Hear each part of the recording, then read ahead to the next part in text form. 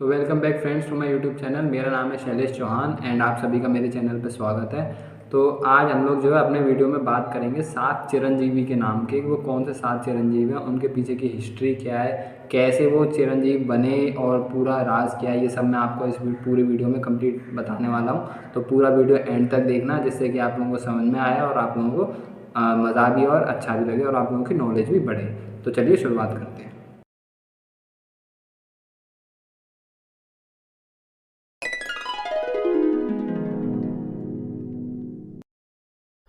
एक समय जब क्रोध में भरे उनके पिता जमदग्नि ऋषि ने परशुराम जी से उनकी माता का वध करने को कहा था, तब परशुराम जी ने फरसा लेकर उसी क्षण माता का मस्तक काट डाला। इससे महात्मा जमदग्नि का क्रोध सहसा शांत हो गया और उन्होंने प्रसन्न होकर परशुराम जी से कुछ भी मांगने को कहा था। तब परशुराम जी ने मांगा था कि युद्ध में मेरा सामने करने वाला कोई ना हो और बड़ी आयु प्राप्त करूं। जमदग्नि ऋषि से ही उन्हें चिरंजीवी होने का वर प्राप्त हुआ था। रामायण काल में श्री राम ने परशुराम जी की संपूर्ण तपस्वी योग्यता भंग कर दी थी और उनसे विष्णु तत्व भी छीन लिया था। इसके उपरांत वह श्री राम की आज्ञा लेकर महेंद्र पर्वत पर तपस्या करने चले गए थे।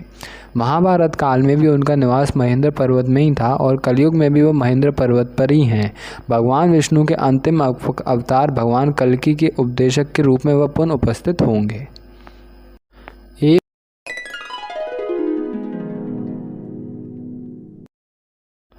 असुरों के राजा बलि अपार शक्तियों के स्वामी लेकिन धर्मात्मा हैं।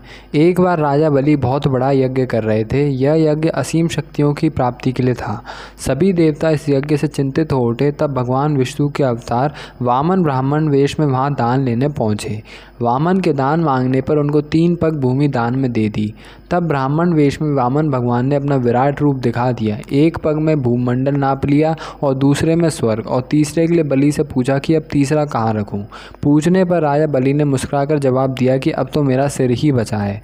इस प्रकार भगवान विष्णु ने उसके सिर पर तीसरा पैर रख दिया। देवी भागवत के अनुसार उसकी भक्ति से प्रसन्न होकर भगवान विष्णु ने उन्हें पाताल से सुतोग लोक में बसाया था, जिसे इंद्र आदि देवता भी नहीं पा सकते। वह अमित लक्ष्मी इनके पास है। इस समय सुताल लोक में बलि का आधिपत्य है। वे अब भी सुतल लोक में विराजमान हैं। कलयुग के अंत तक वह इसी लोक में रहेंगे और आने वाले मनवंतर में वे श्री भगवान जी की कृपा से इंद्र बनेंगे।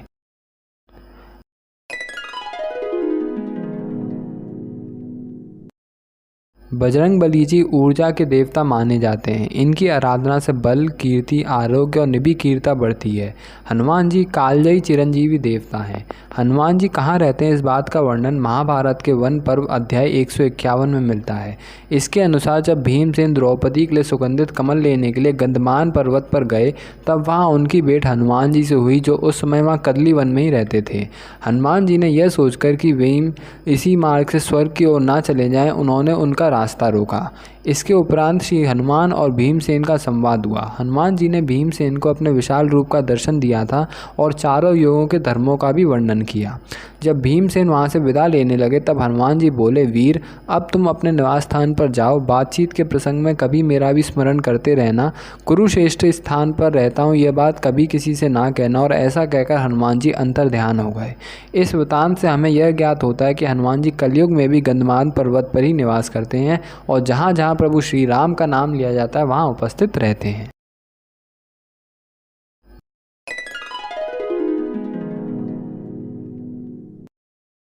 रावण के छोटे भाई विभीषण, उन्होंने अपने भाई के ही विरुद्ध जाकर भगवान श्री राम का साथ दिया था।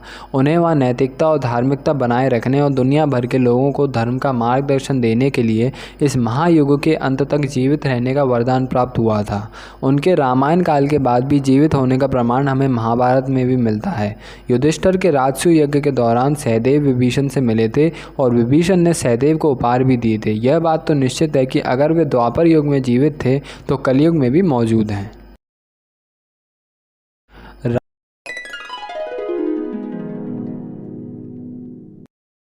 महाभारत में गुरु द्रोण पुत्र अश्वत्थामा को श्री कृष्ण से कल्पांत तक भटकने का श्राप मिला था।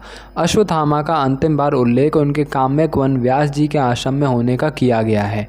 बाकी उन पर कई किस्से, कहानियाँ और लोक कथाएं प्रचलित हैं कि उन्हें विभिन्न स्थानों पर देखा गया है।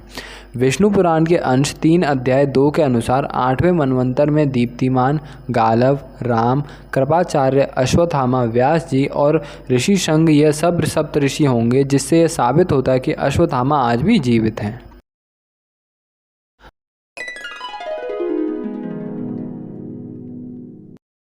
महाभारत में कृपाचार्य को भी अश्वत्थामा की तरह अमर बताया गया है।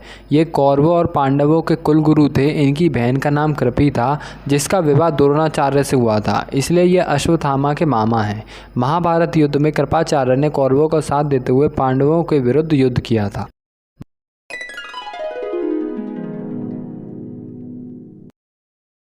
वेद व्यास जी ऋषि पाराशर और सत्यवती के पुत्र थे। बाद में सत्यवती ने शांतनु से विवाह किया था, जिनसे उनके 2 पुत्र हुए, चित्रागंत और विचित्रवीर। वेद व्यास ने ही चारों वेद ऋग्वेद, अथर्ववेद, सामवेद और यजुर्वेद लिखा है और इन्होंने ही 18 पुराणों की भी रचना की है।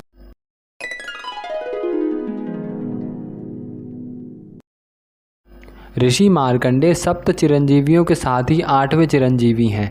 मार्कंडेय अल्पायु थे। उन्होंने ही महामृत्युंजय मंत्र की रचना की और भगवान शिव की तपस्या करने लगे। उनके तप से प्रसन्न होकर शिवजी ने उन्हें चिरंजीवी होने का वरदान दिया था।